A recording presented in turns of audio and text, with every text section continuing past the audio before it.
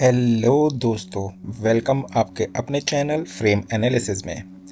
In this old story एक बहुत ही दिल से दिल तक बहादुर किंग दिखाया गया है।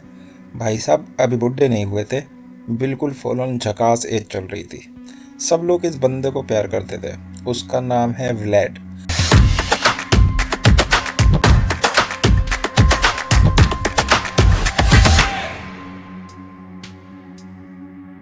अपनी रेगुलर रूटीन चेक करने के लिए बंदा जंगल चला जाता है।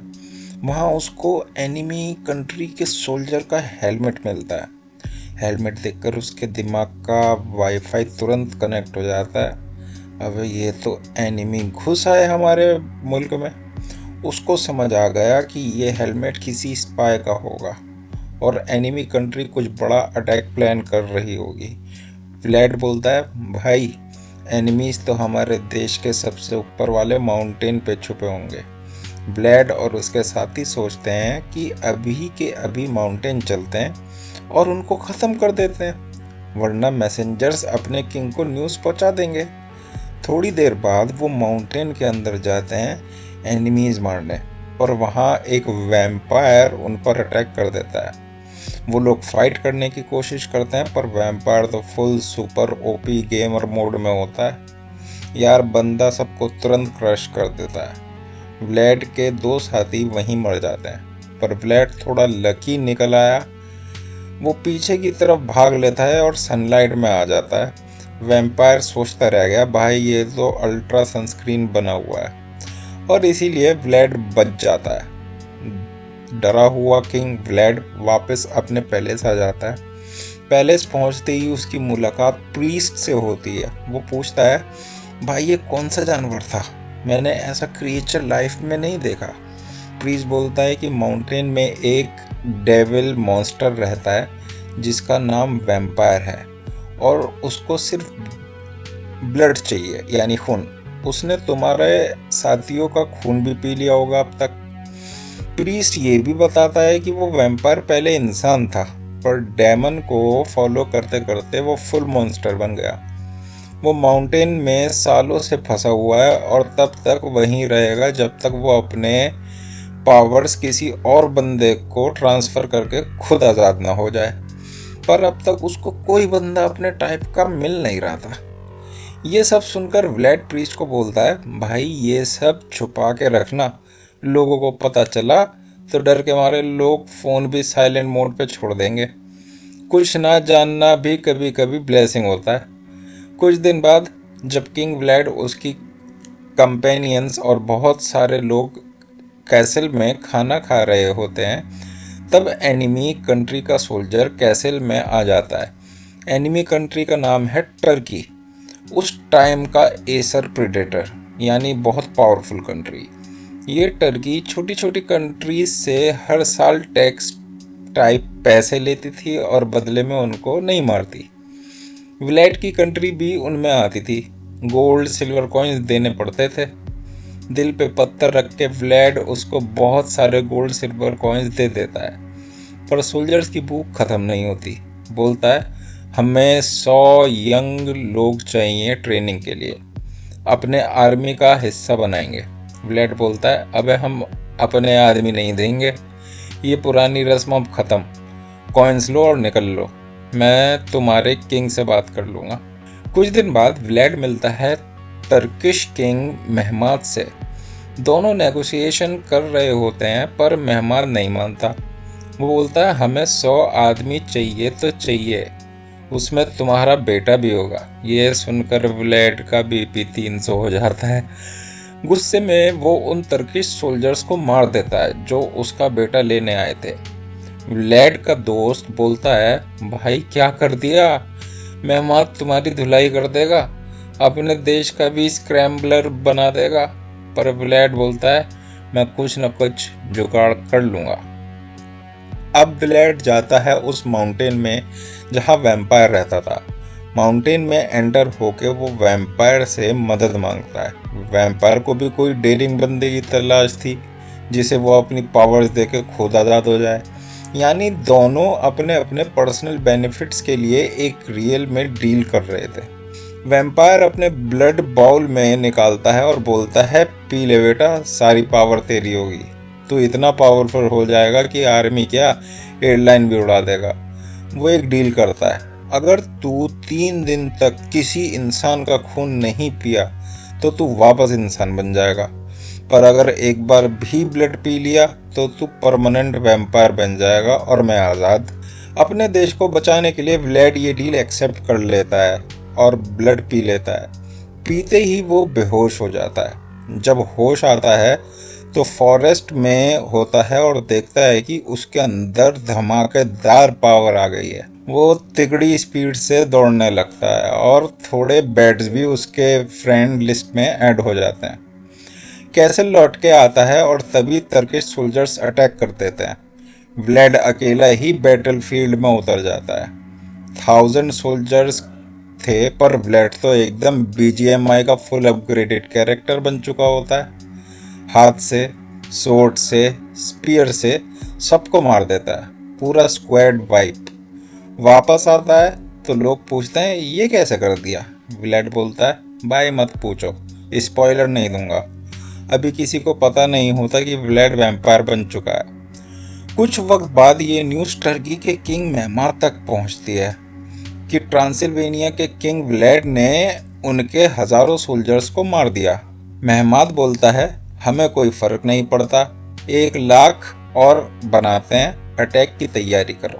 पर व्लेड उनके डेड सोल्जर्स टर्की भेज देता है, एकदम अमेज़न प्राइम डिलीवरी जैसी। मेहमाद उनकी लाशों को देख के और गुस्सा हो जाता है और बोलता है मार्च टुवर्ड्स ट्रांसिल्वेनिया। वहीं दूसरी तरफ व्लेड की वाइफ को उसका सीक्रेट पता चल जाता है। व्लेड उससे रिलैक्स रहने को बोलता है, ऊपर से डायलॉग भी मार देता है, अरे टेंशन मत ले, मैं ये कर्ज से फ्री हो सकता हूँ, बस 2 दिन तक किसी इंसान का खून नहीं पीना होगा। वाइफ सोच रही है क्या ये व्रत रखने की प्रैक्टिस कर रहा है। सबको सेफ रखने के लिए वो अपनी वाइफ और कंपेनियन को बोलता है कि जंगल के पास वाली चर्च में चलो। ये वो सबकी सेफ्टी के लिए करता है, दुश्मन भी और खुद व्लेड से भी। व्लेड सोचता है मैं ही थ्रेट हूँ, मल्टी टैलेंटेड हूँ यार। खैर वो उन्हें चर्च भेज देता है और बोलता है कि वो रात को ज्वाइन करेगा। वो साथ नहीं जाता क्योंकि दिन का टाइम होता है और वैम्पायर दिन में बाहर नहीं निकल सकते। हाँ भाई, सनस्क्रीन SPF 500 भी काम नहीं करता हम पे। जब व्लेड के सोल्जर्स चर्च की तरफ जा रहे होते हैं, रास्ते में टर्किश सोल्जर उन पर अटैक कर देते हैं। इस अटैक में बहुत सारे लोग मर जाते हैं। तभी व्लेड भी वहां आ जाता है। एंट्री बिल्कुल हीरो वाली, बस हवा स्लो मोशन में चल रही होती तो परफेक्ट हो जाता। वो उन सब टर्किश को एक एक करके मारना शुरू कर देता है। बच गए टर्किश सोल्जर्स टर्की वापस भागते हैं और वहां पहुंचते ही खबर जंगल की आग की तरफ फैल जाती है कि व्लेड तो भाई एक वैम्पायर है, डेविल है और उसको हराना इम्पॉसिबल सा है। एक सोल्जर तो बोल रहा था मैं तो छुट्टी पे था, मुझे क्यों भेज दिया लड़ने के लिए। खैर ये सुनते ही टर्किश आर्मी का फियर मीटर फुल हो जाता है। वो सब डर जाते हैं, उन्हें व्लेड का सामना बिल्कुल नहीं करना। लेकिन मेहमाद जानता था कि अगर उसकी आर्मी का मोरल डाउन हो गया तो वो वॉर कभी नहीं जीतेंगे। उसके दिमाग का डर निकालने के लिए मेहमाद सब सोल्जर्स को आंखों पे पट्टी बंधवा देता है।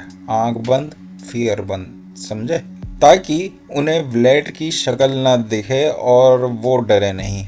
फिर वो उन्हें वॉर के लिए भेज देता है। चर्च के प्रीस्ट को भी व्लेड का सीक्रेट पता चल जाता है और लोगों को भी कि व्लेड वैम्पायर बन चुका है, इसलिए सब उससे नफरत करने लगते हैं। वो उससे एक कमरे में बंद करके आग लगा देते हैं उसे मारने की कोशिश में। ह्यूमन को गर्म चाय पसंद, वैम्पायर को गर्म आग, लॉजिक ऑफ। खैर पर क्योंकि व्लेड एक वैम्पायर होता है, फायर उसे कुछ खास इफेक्ट नहीं करती। वो अपने चोट हील करता है और बाहर आ जाता है। व्लेड अपने ही लोगों पर गुस्सा होकर बोलता है मैं तुम्हारे लिए लाइफ चूज की, तुम्हें बचाने के लिए वैम्पायर बना और तुम मुझे ही जलाने आ गए। टिपिकल इंडियन डेड टोन, सब तुम्हारे लिए किया। हाँ, उसकी वाइफ आकर उसे शांत करती है और बोलती है रिलैक्स हो जाओ, सब ठीक हो जाएगा। बातें करते करते रात हो जाती है और तभी टर्की यानी मेहमात के सोल्जर्स उनकी कंट्री में घुस आते हैं। सोल्जर्स कासल के बहुत करीब आ जाते हैं। एक सोल्जर बोलता है, जीपीएस ने बोला लेफ्ट, हम कासल में घुस गए।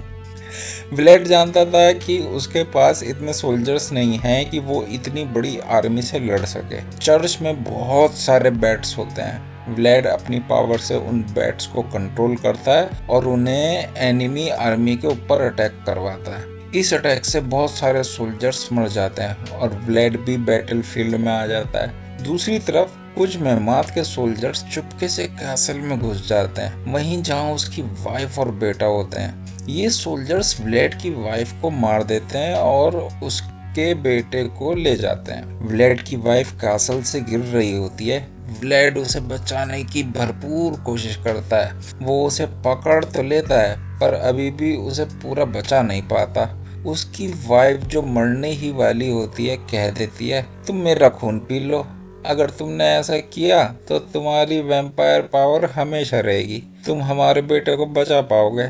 ये व्लेड का लास्ट डे होता है वैम्पायर के रूप में। अगर वो किसी का ब्लड पी लेता तो वो हमेशा के लिए वैम्पायर बन जाता। चाहता तो नहीं पर रोकर वो अपनी वाइफ का ब्लड पी लेता है। Couple goals level emotional damage. Blood पीते ही व्लेड परमानेंटली वैम्पायर बन जाता है। माउंटेन वाला पुराना वैम्पायर अब फ्री हो चुका होता है। Deal complete. व्लेड अपने मर रहे कंपेनियंस के पास जाता है और उन्हें अपना ब्लड पिला देता है ताकि वो भी पावरफुल बन जाए और तुरंत एनिमी पर अटैक कर सके। सब लोग एनिमीज पर टूट पड़ते हैं। व्लेड अपनी पावर से सनलाइट को हाइड कर देता है। बैट्स और क्लाउड्स की हेल्प से वो दिन में भी रात जैसा एनवायरनमेंट बना देता है। व्लेड के कंपेनियंस टर्किश सोल्जर को मारना शुरू कर देते हैं। आखिर व्लेड और मेहमाद एक दूसरे के सामने आ ही जाते हैं। मेहमाद को पता होता है कि व्लेड वैम्पायर है, इसलिए वो अपने टेंट में बहुत सारे सिल्वर कॉइन्स रखता है क्योंकि वो बहुत ब्राइट होते हैं और वैम्पायर सिल्वर से दूर भागते हैं। मेहमाद ने टेंट को बैंक लॉकर बना रखा था। यहाँ व्लेड की पावर लो पड़ जाती है, लेकिन फिर भी बहुत मुश्किल से वो मेहमाद को हराकर मार देता है। फिर अपने बेटे को फ्री करके उसे बाहर ले आता है। व्लेड अपने कंपेनियन से पूछता है कि कितने लोग बचे हैं। कंपेनियन बोलता है, सिर्फ आपका बेटा, मतलब सब वैम्पायर्स अब उसके बेटे का ब्लड पीना चाहते हैं। तभी उनमें से एक कंपेनियन व्लेड के बेटे को मारने आता है। व्लेड उसे स्पीयर से घुसाकर मार देता है। ये देखकर सब डर जाते हैं और पीछे हट जाते हैं। चर्च का प्रीस्ट आ जाता है और व्लेड अपने बेटे को उसके साथ भेज देता है ताकि वो सेफ रहे। दिन का टाइम होता है। व्लेड फिर अपनी पावर यूज करके क्लाउड्स हटा देता है। जैसे ही सनलाइट जमीन पर आती है सारे वैम्पायर्स जलने लगते हैं। व्लेड भी। सारे वैम्पायर्स यहीं मर जाते हैं। व्लेड का बेटा ट्रांसिल्वेनिया का किंग बन जाता है। लास्ट सीन में प्रीस्ट आकर व्लेड को अपना ब्लड पिला देता है और व्लेड वापस जिंदा हो जाता है। यही स्टोरी एंड होती है एक सैड एंडिंग के साथ। कमेंट्स में जरूर बताना कि आपको ये मूवी कैसी लगी। Okay, bye bye.